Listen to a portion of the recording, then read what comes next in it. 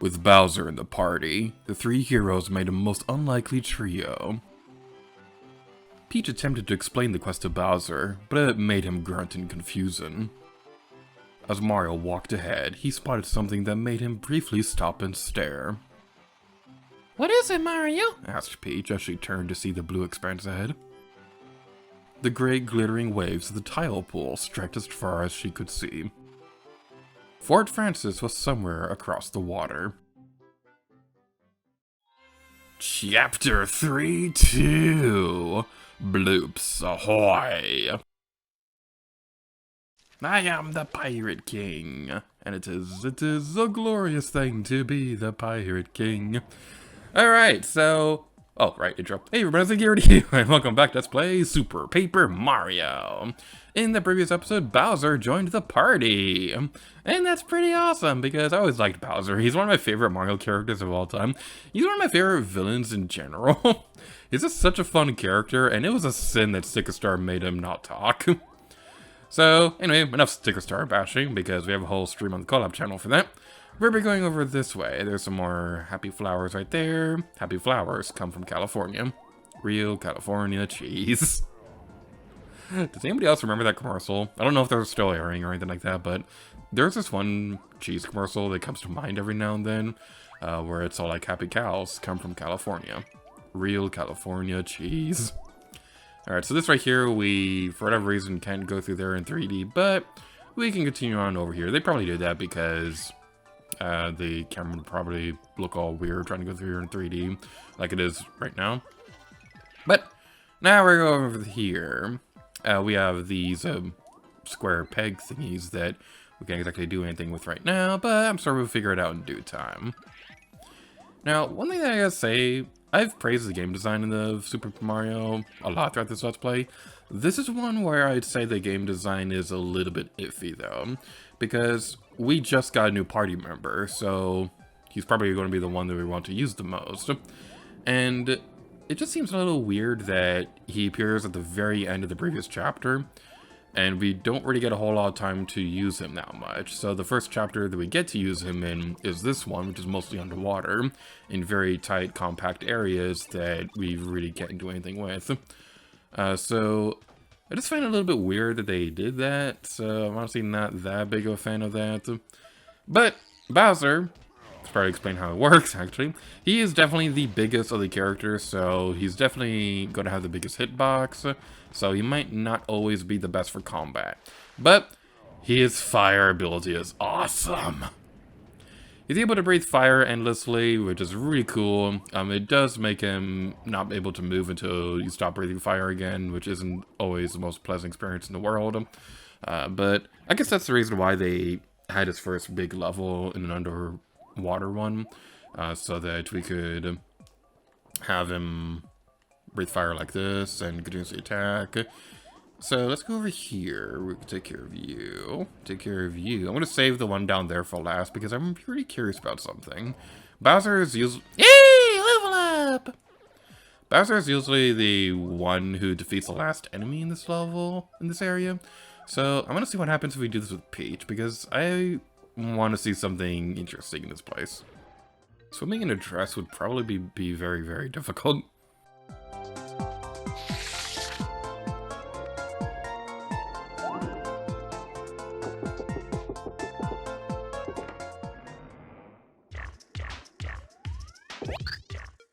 Hey!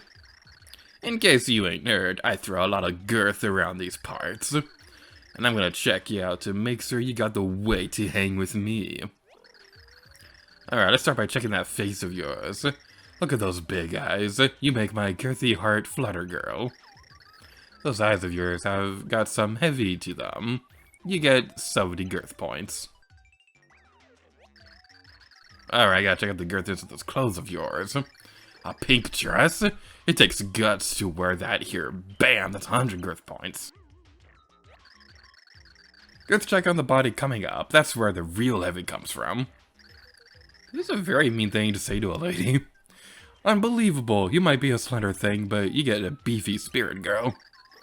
I want to mess up with a chick like you. You get 1,000,000 girth points. The sheer girth to it on display here is blowing my mind. There's no getting around it. You got heavy like I've ever seen. This guy's a jerk. Any fool that gets in your way, you just have to girth them up. Love it, smash and squish those lightweights. You're gonna play some with girth like that, and I want to come along for the ride. Peach's expressing. I never noticed this. This guy's kind of a jerk. Okay, so this is Thudley. I should probably not skip over his cutscene, but you gotta get out of this room first. Put my heavyweight power to work. Thudley gives us a ground pound, and that's gonna be very useful for these square pegs that will be going across this area. So now that we have that, we can backtrack a little bit. Now, the reason why I wanted to see this is because, like I said a moment ago, I always finish this area with Bowser. So I didn't know if he had any unique dialogue for the other characters, but he does. So if I remember to do this in editing, then I'm going to have footage on screen right now for what he will say if the other characters are to free him. So that's something that's going to be pretty fun. So that cutscene of Thudley giving Peach girth points, it reminds me of Xenoblade Chronicles 2 early in the game when Rex is using his anchor to pull up the party members. Okay, up, down, down, up, down, up. Okay, I got this. I got it. That made me think of that scene from Xenoblade Chronicles 2 when Rex is using his anchor to pull up the party members onto a ship, and Pyra's on there, and Gramps is teasing him because he's all like, you can't go and call a lady heavy. I feel so bad for Pyra during that cutscene, but that's one of my favorite moments in the entire game. That whole chapter in general is just perfection. In case you're gonna tell what I've been playing lately. So anyway, we go over here now.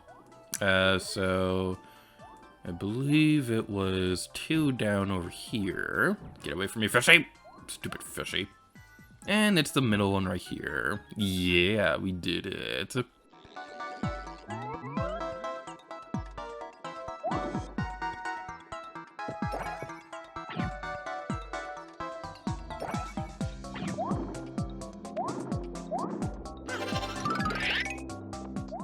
And now we get to see these monstrosities.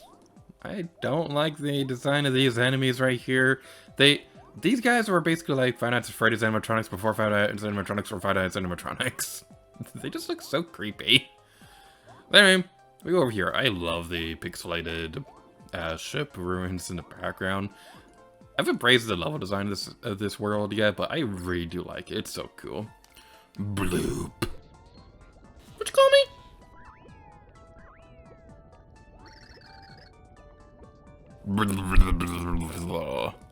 What's going on?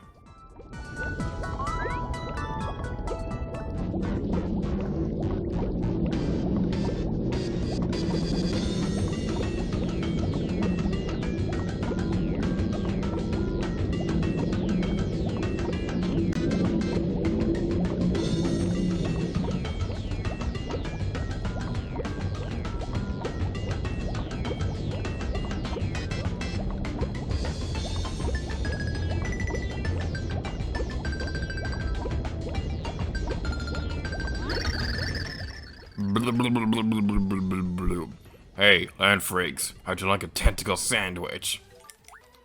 Hey, get back. There we go. Okay, switch immediately to Bowser. That's gonna be a very good thing for this boss fight. You can also use the other characters too, and Thudley would be a great one to use. But Bowser is probably going to be the weapon of choice for this boss fight. Now, it may seem like Sticker Star levels of laziness to have a generic enemy just super big for your underwater boss fight, but the difference between that game and this one is that Super Mario is actually good. I'm sorry. I know I shouldn't be spending this time bashing on Sticker Star so much, but how do you go from this game to Sticker Star? I just don't get it. No, not there, please. Anywhere but there. Alright, so we're gonna have to wait for the red tentacle to come back around. Honestly, I'm not that big of a fan of this boss fight. because it takes a little while for the red tentacle to come back. Now, you can't leave like this either because the tentacles are going to be following you the entire time. But I do like that the blooper itself actually has some depth to it. I didn't notice that before. It's one of those games where no matter how many times you replay, you're always going to find something new to it. Like, as it is, like, a lot of the intermission secrets I didn't know about, and I've played through this game so many times already.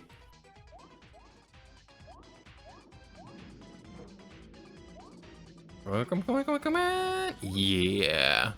Blurb! Such language. So I believe you could have also used Thudley's Ground Pound to deal with that too. Mario or Peach would have also been pretty good because to use against that boss fight because they're a lot smaller than Bowser. So they can swim around faster and their hitbox isn't as big. But Bowser's my personal weapon of choice for that boss fight, so that was my excuse. So, looks like that's going to be everything for this level, so no capture cards or anything like that, so we'll be moving on in the next video. So, thank you all so much for watching this episode of Super Mario, and until next time... End of chapter. Oh yeah.